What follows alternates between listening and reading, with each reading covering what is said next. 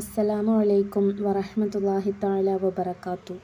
ഇന്നത്തെ വീഡിയോയിൽ നമ്മൾ സംസാരിക്കാൻ പോകുന്നത് ഒരു മുസ്ലിമിൻ്റെ ജീവിതത്തിലെ വളരെ മഹത്തായൊരു സുന്നത്ത് നിസ്കാരത്തെക്കുറിച്ചാണ്.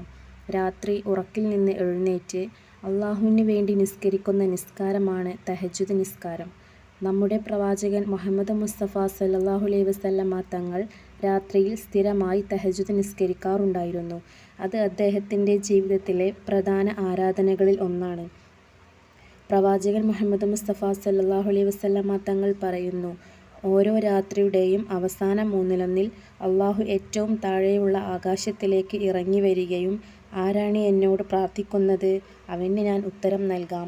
ആരാണ് എന്നോട് പാപമോചനത്തിന് തേടുന്നത്, ഞാൻ അവന് പുറത്തു കൊടുക്കാം എന്ന് പറയുകയും ചെയ്തിരുന്നു. ഈ സമയം നമ്മുടെ ദുആകൾ ആത്മാർത്ഥമായി അള്ളാഹുവിനോട് സമർപ്പിക്കാൻ വളരെ അനുഗ്രഹീതമായ സമയമാണ്. അപ്പോൾ എല്ലാവരും 2 റക്അത്ത് തഹജ്ജുദ് നിസ്കരിക്കുക. ഉറക്കിൽ നിന്ന് എഴുന്നേറ്റ് 2 റക്അത്ത് തഹജ്ജുദ് നിസ്കരിക്കുക. നിസ്കാരത്തിന് ശേഷം നമ്മുടെ ആവശ്യങ്ങൾ, നമ്മുടെ കുടുംബം, മാതാപിതാക്കൾ ഇഹലോകത്തും പരലോകത്തും നന്മ ലഭിക്കാൻ അള്ളാഹുവിനോട് ദുആ ചെയ്യുക. അള്ളാഹു നമ്മെ തഹജ്ജുദ് നിസ്കരിക്കുന്നവരുടെ കൂട്ടത്തിൽ ഉൾപ്പെടുത്തട്ടെ. ആമീൻ. നമ്മുടെ ദുആകളും അള്ളാഹു സ്വീകരിക്കട്ടെ. ആമീൻ. അസ്സലാമു അലൈക്കും.